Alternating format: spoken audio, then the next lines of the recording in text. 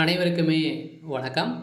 இந்த வீடியோவில் நம்ம எதை பற்றி பார்க்க போகிறோம் அப்படின்னு பார்த்தீங்கன்னா, இந்த மைவித்ரி ஆட்ஸ் என்ற நிறுவனத்தை பற்றி தான் ஒரு அப்டேட்டை பற்றி தான் இந்த வீடியோவில் பார்க்க போகிறோம். வருகின்ற 1/6/2025 முதல்ல பார்த்தீங்கன்னா நடக்க போகும் சில மாற்றங்கள்லாம் பார்த்தீங்கன்னா இந்த நிறுவனத்தில் மாறப்போகுது. பார்த்தீங்கன்னா அனைவருக்குமே இந்த நிறுவனத்தில் உறுப்பினர்களாக இருந்தவர்களுக்கும் அதே மாதிரி இந்த நிறுவனத்தில் பணத்தை இழந்து தவிர்த்துட்டு இருக்கும் அவர்களுக்கும் அதுனா இந்த நிறுவனம் ஒரு மகிழ்ச்சிகரமான ஒரு சுட சுட அப்டேட்டை தான் பார்த்தீங்கன்னா அனைவருக்குமே வழங்கியிருக்காங்க.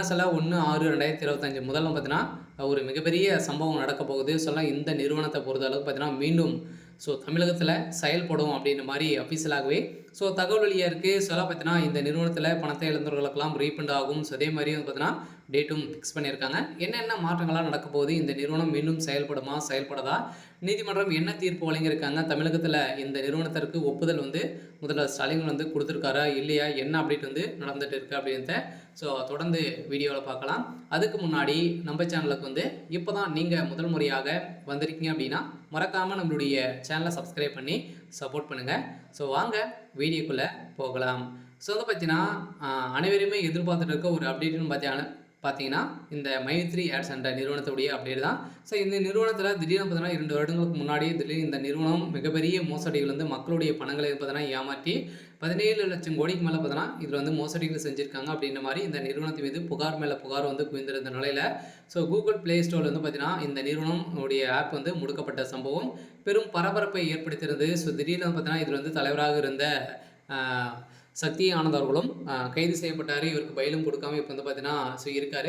இருந்தாலுமே இந்த நிறுவனம் பார்த்தீங்கன்னா இதிலேருந்து இனிமே அப்டேட் எந்த ஒரு அப்டேட்டுமே கொடுக்கல. இந்த நிறுவனம் செயல்படுமா செயல்படாதா அப்படின்றத நீதிமன்றம் வழக்கு பதிவு செஞ்சு நீதிமன்றத்தில் எந்த ஒரு தீர்ப்புமே வழங்காமல் இருக்காங்க.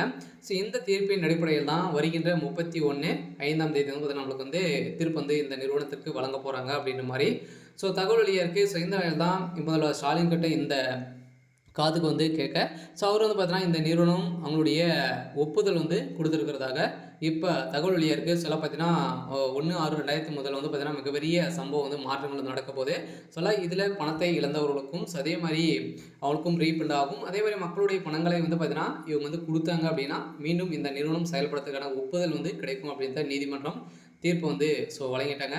அதே மாதிரி மீது இருக்கக்கூடிய மாற்றங்கள் உறுப்பினர்களாக இருந்தாங்க இல்லையா இந்த நிறுவனத்தில் அவங்களுக்கும் பார்த்தோன்னா பணத்தை இழந்துறாங்க தகுந்த ஆதாரத்தோடு இருந்தாங்க அப்படின்னா அவங்களுக்கும் ரீஃபண்ட் ஆகும் அப்படின்ற ஒரு மிகப்பெரிய மாற்றங்கள் கொண்டு வர போகிறாங்க. அதே மாதிரி இந்த மாற்றத்தை பொறுத்தளவுக்கு இதுக்கு மேலே பார்த்தீங்கன்னா அவங்களுடைய பணத்துக்கு பொறுப்பு கிடையாது. பார்த்தீங்கன்னா நீங்கள் விருப்பப்பட்டு விளையாடுறீங்க, இதில் பணத்தை நீங்கள் இழந்துட்டீங்க அப்படின்னா இவங்க நிறுவனம் பொறுப்பாகாது அப்படின்றத ஒரு மிகப்பெரிய ஒரு மாற்றங்களை கொண்டு வர போகிறாங்க. இருந்தாலுமே இந்த நிறுவனத்தை பொறுத்தளவுக்கு ஜூன் 1ஆம் தேதியிலேருந்து செயல்படலாம் அப்படின்ற மாதிரி அஃபீஷியலாகவே தகவல் வழியாக இருக்குது. சரி, ஓகே.